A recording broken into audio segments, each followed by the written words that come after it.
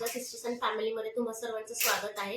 So आज आपण बघणार आहोत कलेजी फ्राय आणि व्हिडिओ तुम्हाला पूर्ण शेवटपर्यंत बघायचा आहे आणि व्हिडिओ आवडला असल्यास कमेंट करून आम्हाला नक्की सांगायचं आहे आणि चॅनलवर नवीन असाल तर सबस्क्राइब करायला विसरू नका आणि बेल आयकॉन दाबायलाही विसरू नका, म्हणजे आम्ही जेव्हा व्हिडिओ पोस्ट करू तर सर्वात आधी व्हिडिओचं नोटिफिकेशन तुम्हाला येईल।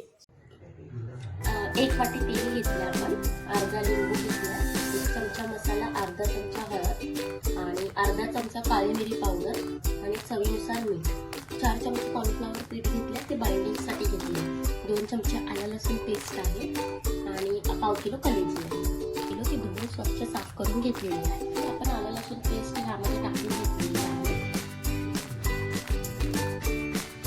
त्यानंतर आपण हे मसाले सगळे टाकून घ्यायचे आहे आणि हे कॉर्नफ्लॉवर पीठ टाकून घ्यायचं आहे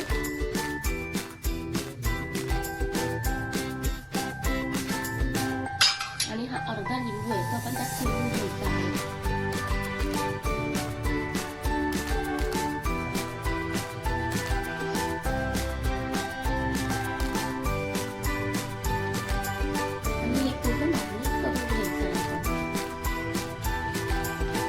मॅग्नेट केलेली कलेजी आहे ती आता आपण अर्धा तास साईडला ठेवून देऊया। जी मॅग्नेट होते तोपर्यंत आपण चटणीची तयारी करून घेऊया।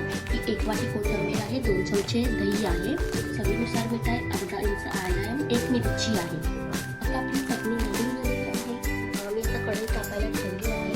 कढई तापल्याच्या नंतर चमची सोडून घेऊया। तेल पण आपलं चांगल्या प्रकारे तापलेलं आहे। तर अशा प्रकारे आपण एक एक करून कलेजी फ्राय करून घेऊया।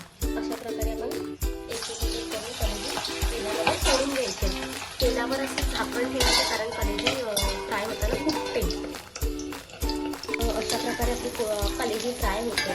तर हा एक बॅच झालेला आहे। तर अशाच प्रकारे आपल्या 2-3 बॅचमध्ये कलेजी फ्राय करून घ्यायची। अशा प्रकारे आपली कलेजी फ्राय रेडी झालेली आहे। तर तुम्ही पाहू शकता की किती क्रिस्पी झालेली आहे। अशा प्रकारे आपली चटणी सुद्धा रेडी झालेली आहे। तुम्हाला व्हिडिओ कसं वाटलं हे मला कमेंट करून नक्की सांगा आणि चॅनलला नवीन असाल तर सबस्क्राईब करायला विसरू नका।